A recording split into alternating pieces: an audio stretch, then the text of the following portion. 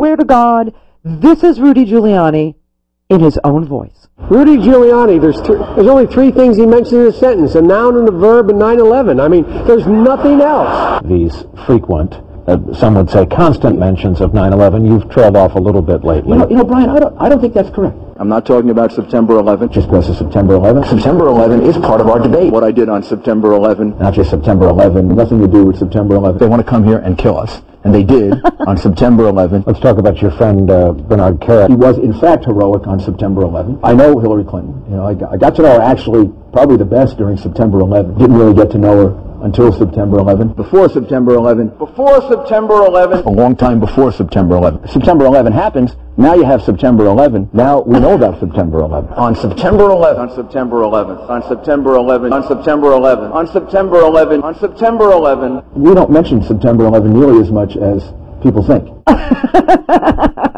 Good luck with that. Good luck with that, Rudy. Now, given the level of this competition, this might not be such a bad idea. Do you know what I'm saying? But, you know, look, at this point, Rudy is so far out in left field that from where he's standing, he can see Fred Thompson. That's how far out in left field he is. And, of course, you know, at this point, well, you know, what separates Rudy from the leaders of the Republican PAC?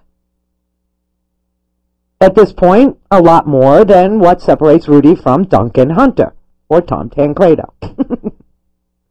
So, but I hope he gets the nomination. I mean, he's counting on Florida, which does take planning. First, you have to get your brother elected governor, and then you have to get, you know, Catherine Harris to be the Secretary of State. It's a whole long list of billionaires you have to enlist in order to rig a vote like that. But he may be able to do it. I don't know. He's a real go-getter. Rudy Giuliani. Oh, listen, it's not just me either. Play Olbermann and Matthews last night. I love seeing the two of them together because you know that Olbermann's ego does not want to be in the same room as Chris Matthews' ego. You know that, right? I saw that last night. I was thinking the same thing. I was like, wow, they do not. Well, I think Matthews likes him, but Olbermann was not into Matthews too much. No, and that's where I think it goes to. I think Chris could talk to just about anybody. He would prefer that you be in a skirt and a tight blouse. However, you know, he loved those cutaways to Nora O'Donnell. That was like his favorite. Oh, let's go to Nora. She has got to be the prettiest woman in all of punditry. Really, she is gorgeous, Nora O'Donnell. You know who she is, right? She's the one that goes, I have no information to give you, but I'll make some up. Here's some exit polling. I talked to some people on their way out the door. They said it was the economy. Chris, back to you. No, Nora, I love that jacket. That is, you should stand up more often because we know you have a beautiful face. Who knew you had a body like that? Killer. Seriously, she's gorgeous. She's absolutely drop-dead gorgeous. But to watch Chris, you know, he'll talk to just about anybody. I mean, he will. He'll talk to just about anybody. But you always know when he doesn't like somebody. You always know. Because he'll ask them, like, an unanswerable question. You know, like, he'll say, E equals MC squared. How does that apply to Rudy Giuliani's campaign? You know, something really, like, unanswerable. And you could tell he didn't like sharing the stage with Olbermann because Chris Matthews thinks he is MSNBC. And Olbermann thinks he is MSNBC. And Olbermann, let me tell you, this is why I always say I think he's stunning. I think he's, people say he's short. I don't know. I will never meet him. I don't ever want to meet him. I won't put him in the same class as talent as Sting, let's say, because, you know, I mean, I'm like madly in love with Sting. But I will never meet Sting. I've had a chance to. I've said, no, I will not meet Sting. No.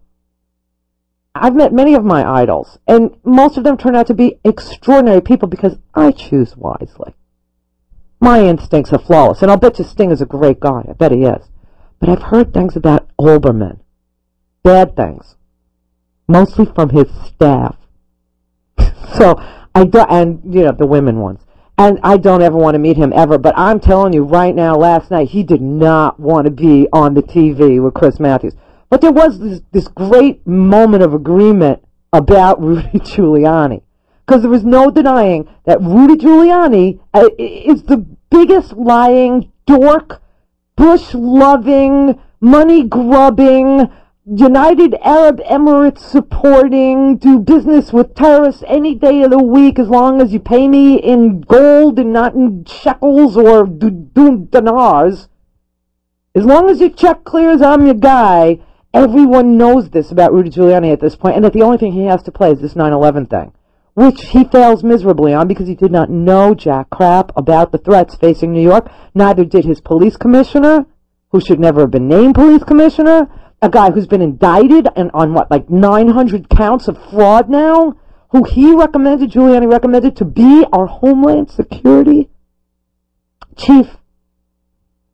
And his explanation for recommending Bernie Kerik, who's been, indicted on 9,869 counts of fraud, was, I didn't ask enough questions, is what I didn't do. That's how I screwed that up, yeah. They were best friends. They were thick like thieves. They were both screwing their mistresses at the same time. I mean, these guys, they were like practically lovers.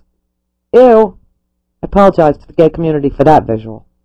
However, this was a nice moment between Chris Matthews and Keith Olbermann.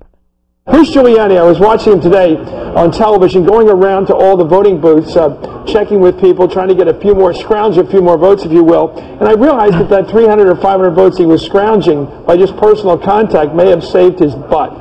Because if he had come in behind Ron Paul today, that would have been a real embarrassment going into the Florida strategy. Well, it's already pretty far back. Right now, his margin, and again, at less than a third of the vote in, his margin is literally 399 votes. Right. I mean, it's not exactly a lot to bet on when you're saying that's what protects him from oblivion here, because the one after that on the count here is Fred Thompson, who gathered about 600, 700 votes today with little campaigning. So Rudy did almost as badly as you can do up here in New Hampshire. I loved it. Loved it, loved it, loved it. Did almost as badly as you can do. Not quite as bad as Ron Paul, but almost as bad. Almost. Can you imagine losing to Ron Paul, though? That would suck. I mean, that would really suck. 16 after.